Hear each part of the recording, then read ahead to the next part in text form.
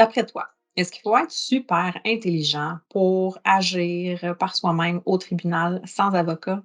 C'est vrai que tu te dis peut-être que quand on voit ce qui se passe à la télé, dans les téléséries, dans les films, comment les avocats, les juges sont présentés, ils ont l'air extrêmement crédibles avec leur toge, ils sont très éloquents, ils maîtrisent le discours, donc ils ont peut-être l'air super intelligents.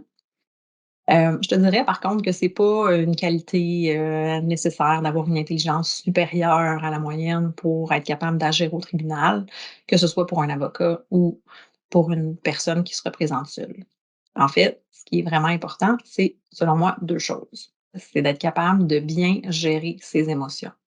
Il faut s'attendre à ce que la partie adverse présente une version des faits qui va être complètement différente de la tienne et c'est ça son travail. C'est un processus contradictoire, ce qui se passe à la cour, donc c'est normal que ta version soit complètement différente de celle de la partie adverse. Donc il faut que tu sois capable de bien gérer tes émotions quand il y a quelqu'un qui dit le contraire de ce que tu dis ou qui essaye de te présenter de la façon qui est peut-être pas la plus, favorable pour, que le juge puisse trancher. Donc ton travail principal, c'est de rester calme, de t'en tenir à ton plan et d'être capable de bien présenter au tribunal ta version des faits pour garder ta crédibilité. C'est sûr que si tu t'emportes, que tu te fâches après la partie adverse ou après l'avocat de la partie adverse, que tu pognes les nerfs après le juge ou que tu lui manques de respect, ça va nuire énormément à ta crédibilité et ils vont peut-être pas écouter autant ce que tu as à dire parce que tu ne gères pas bien tes émotions. Donc, c'est vraiment la qualité première pour agir au tribunal, c'est d'être capable de rester calme et zen dans les circonstances. La deuxième qualité, c'est d'être en mesure de t'exprimer clairement, de communiquer tes informations de façon synthétique en t'en tenant à l'essentiel. D'être capable de répondre aux questions qui sont pertinentes au moment de la présentation avec les faits qui sont pertinents à cette question-là précisément. Ça, pour y arriver, c'est pas une intelligence supérieure que ça prend selon moi, c'est plutôt une bonne préparation.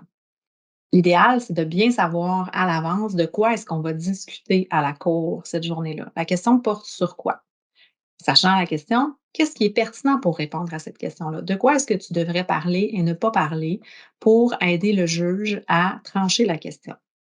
Le juge ou la juge, son rôle, c'est d'entendre les deux parties. Un processus contradictoire, donc il va avoir droit à deux versions et son rôle, c'est de faire la part des choses entre la version de la partie demanderesse et la version de la partie défendresse.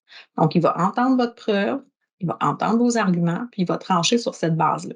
Donc, ce que tu dois être capable de faire, c'est de bien expliquer qu'est-ce que tu demandes aujourd'hui à la cour, pourquoi tu le demandes, donc c'est quoi tes arguments et sur quel fait est-ce que tu te bases pour, penser que c'est justifié de faire cette demande-là? Pourquoi est-ce que le tribunal devrait te l'accorder? Pour quel fait? Qu'est-ce qu'il y a dans la preuve qui te permet de demander ça? Donc si je résume, ce que ça prend pour agir efficacement au tribunal, c'est pas une intelligence supérieure, mais bien une très bonne préparation qui vont te permettre de parler de la bonne chose, de parler correctement, de bien présenter tes points, donc de maîtriser ta communication et la bonne gestion de tes émotions.